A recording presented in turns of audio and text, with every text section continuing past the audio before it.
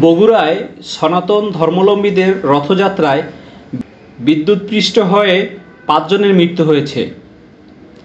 এছাড়া আশঙ্কাজনক অবস্থায় কমপক্ষে ৩৭ জনকে হাসপাতালে ভর্তি করা হয়েছে। আজ রোববার বিকেলে ৫:৩০টার দিকে শহরের স্টেশন সড়কের সেউজগাড়ি এলাকায় এ দুর্ঘটনা ঘটে।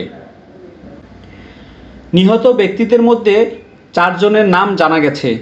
তারা হলেন অলোক সরকার, আতসী রানী, নরেশ মহন্ত ও রঞ্জিতা মহন্ত। তাদের লাশ শহীদ জিয়াউর রহমান মেডিকেল কলেজ হাসপাতালের মর্গে রাখা আছে। নিহত আরেকজনের নাম পরিচয় জানা যায়নি।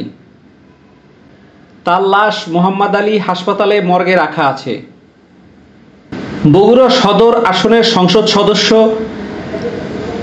রাগেবুল হাসান, জেলা প্রশাসক মোহাম্মদ সাইফুল ইসলাম ও পুলিশ সুপার সুদীপ কুমার চক্রবর্তী সনাতন ধর্মাবলম্বীদের রথযাত্রায় আনুষ্ঠানিক উদ্বোধন করেন।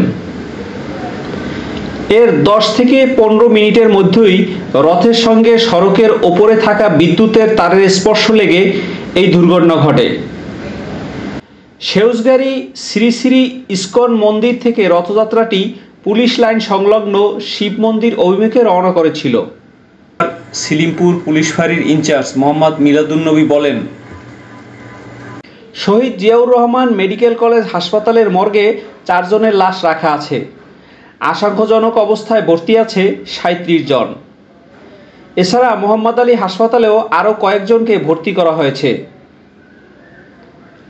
স্টেডিয়াম পুলিশ ফাঁড়ির পরিদর্শক আশিক ইকবাল বলেন, একজনের লাশ আছে মোহাম্মদপুর আলী হাসপাতালে। তার পরিচয় এখনও নিশ্চিত হওয়া যায়নি। বগুড়ার সিলিমপুর পুলিশ ফাঁড়ির ইনচার্জ মোহাম্মদ মিলাদুন্নবী বলেন, বগুড়া